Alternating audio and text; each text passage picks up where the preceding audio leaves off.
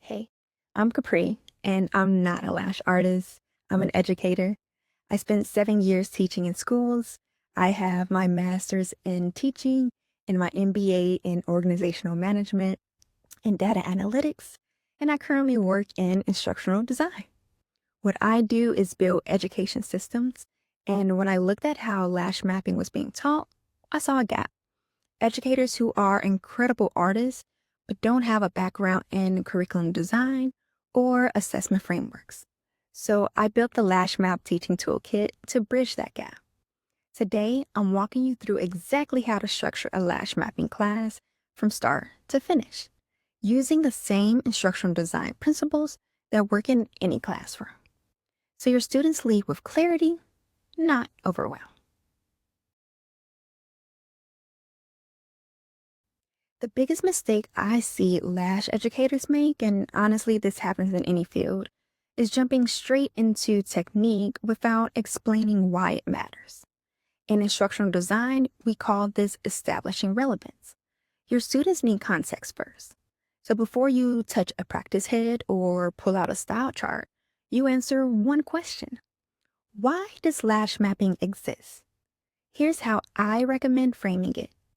Lash mapping is a foundation of symmetry. It's not about memorizing placements.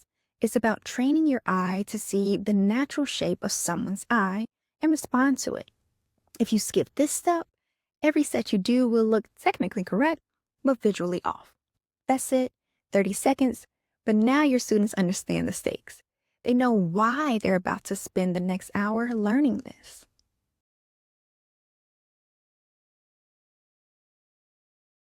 The next part of your class should not be application. It should be observation. This is basic learning theory. You can't perform a skill you haven't learned to recognize. In teaching, we call this skill decomposition. You break the complex task down into smaller learnable pieces. For lash mapping, the first piece isn't placement, it's seeing. Here's the exercise I recommend. Give your students a practice head or a photo of a client's eyes. No lashes on it yet, just the eyes, and ask them, where's the highest point of the lash line? Are the eyes symmetrical, or does one sit higher? Where does the outer corner start to taper? Let them talk through what they see. Let them disagree with each other. This is where the learning actually happens. Not when they're trying to glue a lash on correctly, but when they're training their eye to notice details. Once they can articulate what they're seeing, then you move to mapping it.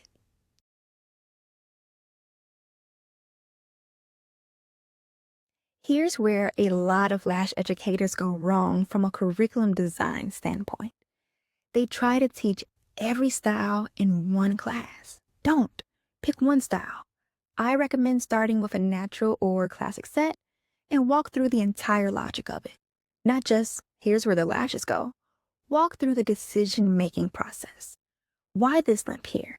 Why this curl here? What happens if we shift this one lash?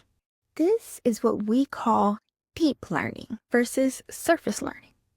When students understand the why behind one style, they can reverse engineer the others on their own.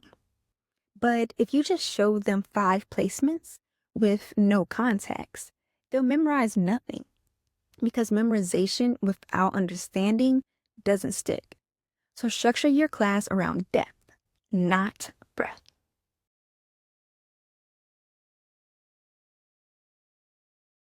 The last part of your class is where students actually apply what they learned. Give them a practice prompt, something like map a natural set on this eye, mark your placements, explain your reasoning. Then, and honestly, this is critical from a learning science perspective, give them real-time feedback while they work.